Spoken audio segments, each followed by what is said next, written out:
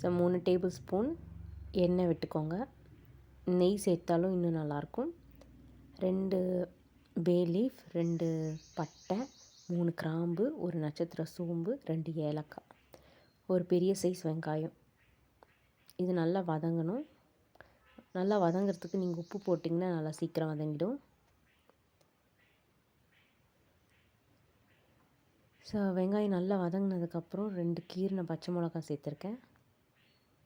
இதுவும் நல்லா வதங்கினப்போ 2 table spoon இஞ்சி பூண்டு விழுது. இஞ்சி பூண்டு விழுது நல்லா பச்சை வாசனம் போகிற வரைக்கும் நல்லா வதக்கிக்கணும். நல்லா வதங்கினதுக்கப்புறம் 1 கப் புதினா, அப்புறம் 1 கப் கொத்தமல்லி, இதையும் சேர்த்து நல்லா வதக்கிக்கணும். ஒரு 2 நிமிஷம் வதக்குனதுக்கப்புறம் நீங்கள் ஒரு பெரிய சைஸ் தக்காளி நான் இதில் சேர்த்துருக்கேன்.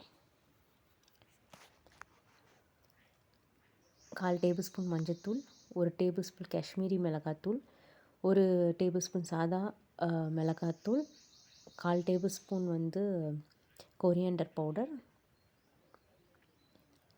அதை போட்டு நல்லா வதங்கினதுக்கப்புறம் 1 டேபிள் ஸ்பூன் பிரியாணி மசாலா.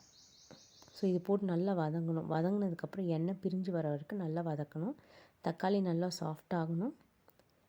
அதுக்கப்புறம் நீங்கள் தேவையான காய்கறிகள் சேர்த்துக்கலாம். நான் கேரட், பீன்ஸ், உருளைக்கிழங்கு, அப்புறம் பச்சை பட்டாணி, வேணால் நீங்கள் காலிஃப்ளவர் கூட சேர்த்துக்கலாம். ஸோ இந்த காய்கறியெல்லாம் ஒரு 2 நிமிஷம் நல்லா வதக்குனதுக்கப்புறம் லைட்டாக உப்பு போட்டு வதக்கிக்கோங்க. இப்போ நான் 3 டேபிள் ஸ்பூன் கெட்டியான தயிர், இது புளிச்சிருக்கக்கூடாது, புளிக்காது கெட்டியான தயிர் ஆட் பண்ணி இந்த வெஜிடபிள்ஸ் எல்லாம் சேர்த்து நான் மிக்ஸ் பண்ணி வதக்கிக்கிறேன். இது ஒரு 2 நிமிஷம் உடனே வதக்குங்க. எல்லாம் தயிர் திரிய தெரியும்.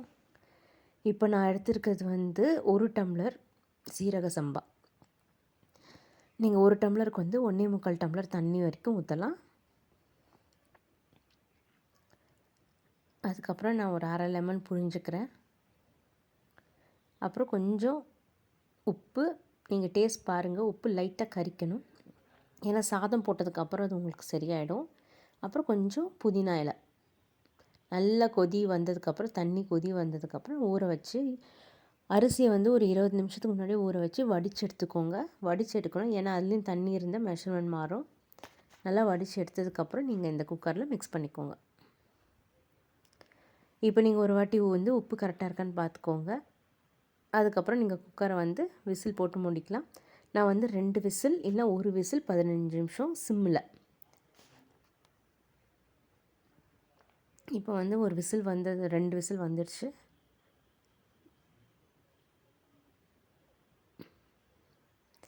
இப்போ ரைஸ் ரெடி ஆகிடுச்சு. அடி பிடிச்சிருக்கான்னு பாருங்கள். அடி பிடிக்கலை.